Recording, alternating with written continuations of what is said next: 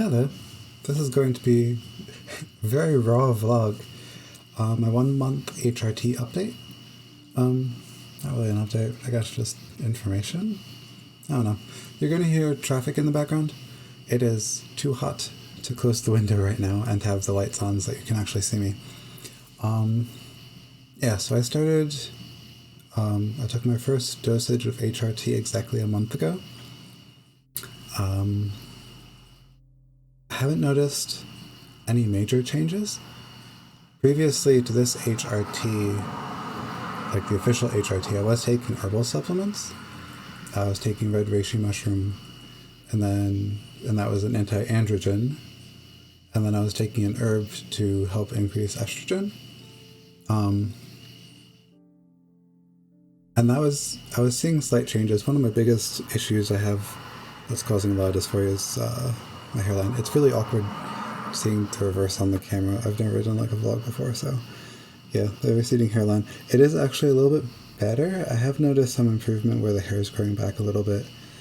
It looked a little bit worse like a month ago. I'm dealing with a lot of like post-COVID issues, and COVID does accelerate genetic hair loss, so that dysphoria kind of started my journey into thinking about starting HRT finally, which is how this all began. I did notice when I first took the the testosterone blocker, I noticed like just this wave of calmness, and I'm honestly not sure if that was something legit, like reaction wise in my body. Like I have a lot of mental health stuff going on, so it might have just been like some kind of weird validation thing where I felt calmer when I started it. I have a lot of other things going on. My life's kind of a mess outside of the whole transitioning nonsense. It's not nonsense, but you know what I mean. It feels like nonsense when you have like major other life stuff going on with like money situations and stuff like that. But completely forgot where I was. ADHD problems. Yeah, ignore tics and whatever. I have noticed my facial hair does grow back a little bit slower. Not too much. I shaved this morning, and you're starting to see it again. It used to be much thicker by this point if I had shaven like 12 hours ago. I'm noticing some thinning on my hands. Very awkward. I'm not sure, you're not going to be able to see it very well. Let me see now. But like on my hand, my index finger, very awkward, like right here has no hair. One of these sides, this side has no hair, but the other side does. And like that's not specifically where I wanted the hair to disappear from. But you know what? It's a part of the process. It takes a while. I did notice some of my hair. I have like a very hairy chest to start with. I did notice some of the hair like around my chest line start to kind of disappear a little bit, which has been nice. I haven't had to shave like down here quite as much to keep that away. I am non-binary, so like certain things don't bother me too much. The hair has definitely been the thing that I've been focused on the most. So stuff like the receding hairline being fixed slowly is definitely something I'm like focusing on. And my mom has noticed that my hair looks a little bit better, so that's good. I think my eyebrows look a little bit better. I don't know if that's just me looking for things that have changed. What other things? The girls, the boobies. A little bit of pain and discomfort here and there. I've always had, they used to be man boobs, now they're just boobs. And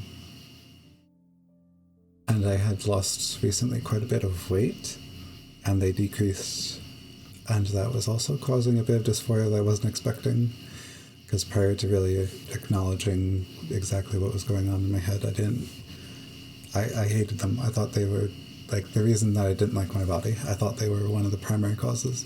And then when they disappeared and I was uncomfortable again, I was like, oh no, that's not the problem. Hydrate check. make sure you're hydrating, especially if you're taking HRT. The testosterone blocker will make you very dehydrated, as I'm discovering.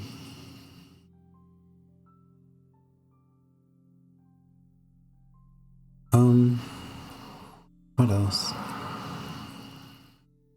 I'm not sure if I've noticed too much. I have changed some of my regimen a little bit. I ended up running out of vitamins. I don't have the money to keep buying stuff for like my hair, skin, and nails. But I haven't noticed like the effects that I was getting from that decrease. I'm not sure if that's the estrogen helping to basically do the things that they would do, like biotin. I have a lot going on with like medications and other like health stuff. I'm trying to think of anything else I might just think might have changed. Not too much. The 1 month is kind of, I don't want to say boring time. It was definitely stressful. Getting the medicine was incredibly stressful. I wasn't sure if my insurance was going to cover it. I live in New York, and I'm on the New York Medicaid right now because of my whole disability situation. And thankfully they do cover it. I've been seeing a psychiatrist for a while. I haven't really been seeing her specifically about gender stuff. My life's been kind of falling apart outside of the gender thing. But I was able to like talk with her and just have her kind of sign off on it, because I run a non-binary support group, and I've been kind of part of the trans community for a while, so I have support groups for that. She's an older woman, she's cis, she doesn't really understand. I haven't been able to find like a therapist or anything that's specifically transgender focused that my insurance covers, so I've just been kind of relying on the peer support, which we sometimes just have to do.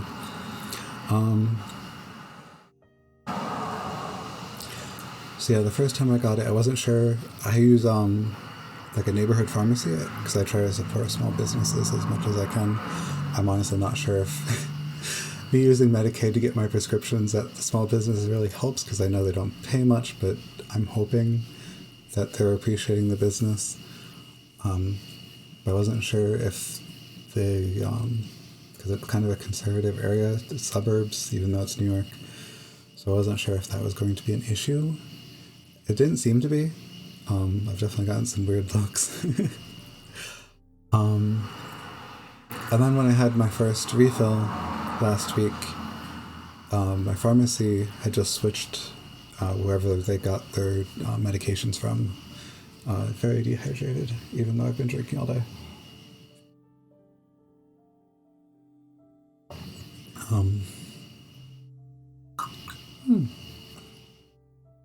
And I had like 6 other prescriptions because my brain is a mess and we're changing my medication to see if we can fix it. I got all of the other medications, like 7 other medications. I did not get the estrogen. And I realized that when I got home, and I just went straight to panic because I couldn't call the pharmacy because they were closed already. And my first thought is, oh, they decided that they don't want to give this to me. They have decided that because I'm transgender, they don't want to give me the estrogen. And I was worried that they were going to do something like tell my insurance company that they gave it to me and then not actually give it to me. Which none of that was true. That was just all in my head. I didn't have to worry about that. I'm pretty sure that's incredibly illegal if a pharmacy actually does that. Pretty sure you can report them to your insurance company. I don't know like the full details, but you like companies can't just do shit like that. They really don't like that.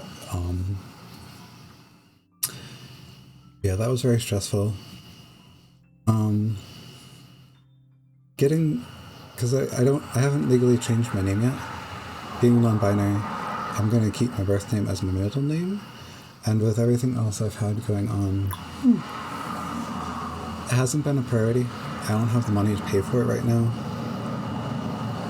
I don't have the emotional capacity to go through the stress of doing all the paperwork and everything. And so certain, like my main provider, they have it in my records that my preferred name is Lillian. And some nurses will use it and some will not. And I've gotten so used to hearing my birth name that sometimes when they say my new name, I don't respond immediately. Or I kind of hesitate, and that's been kind of an odd experience in the process. I've had a couple of nurses, when they're going through my medication list, now that I'm on HRT, pausing, because I don't, even though like I wear like skirts and stuff, they'll still like get to the estrogen and they'll pause. And I'm like, yes, that's, it's fine. You know, it's creating some awkward situations because I'm in this beginning stages of transitioning, and that's just how it is. My voice I'm still working on. I don't do a lot of makeup because I don't have the energy for it. I don't paint my nails all the time because it's exhausting for me to sit up for long periods of time and do something like that. I've done it a few times and it's awful. I can't do it the way I want to do it, and yeah, it's rough. I have my follow-up appointment in 2 months, because we have a 3-month follow-up to see where your levels are at. And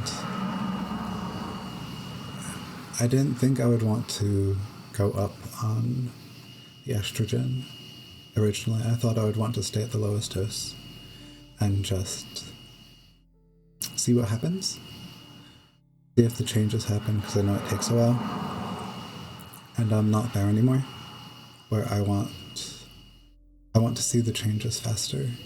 And I know that's not great, because you're supposed to be patient, especially with something like, I know this can be like a 5 to 10 year process before you see all of the changes that you're going to see with HRT.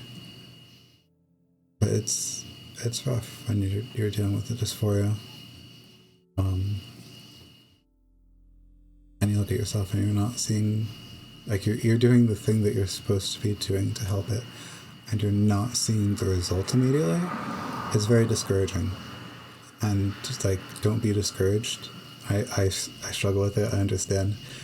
But if you're watching this and you're really like, I'm not seeing any changes, that's normal. Don't panic. It's gonna take a while. Your body has to adjust to it. You might have to change your dosage in a couple months. It's every 3 months because it takes a while for your body to adjust to the dosage and the medicine. And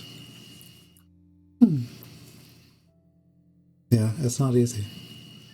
First month hasn't been easy. I mean, even outside of everything else I've had going on. Just the gender stuff, it's been rough. Going on hormone therapy and kind of like really admitting it, I don't feel like I can hide anymore. Like, I can hide. I could very much. Like, I could just cut my hair, go back to all of my male clothes. I could just cut it off. Like, mentally and emotionally, I don't think I could. Can't go back. And if I'm worried that, like, our country isn't in a good place right now. I'm worried that if I can't get the hormones and I start to lose my hair again, I'm gonna really struggle with the dysphoria again. I'm not sure how to deal with that yet. I'm not sure how to process that. I guess maybe I shouldn't be caught up in the maybes, because I don't know what's gonna happen. Everything might be fine. And most likely everything will be fine. I'll be able to keep going on it. I might choose at some point not to. But right now it's definitely what I want. For myself, for my body, for my image. But it's, yeah, month 1 is difficult. It's not everything I thought it would be. I was expecting to see much more drastic changes. in the first month. I didn't.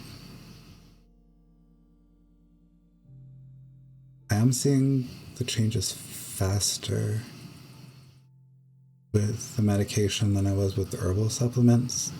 I will say the changes I've seen in the past month are about equivalent to 3 months on the herbal supplements. So that's an improvement. But yeah, definitely not quite where I want to be. But I'll keep you updated. I want to do these more for myself than anyone, I think, so I can see the progress I'm making. Hang in there if you're with me. Stay radiant. Stay beautiful. Bye.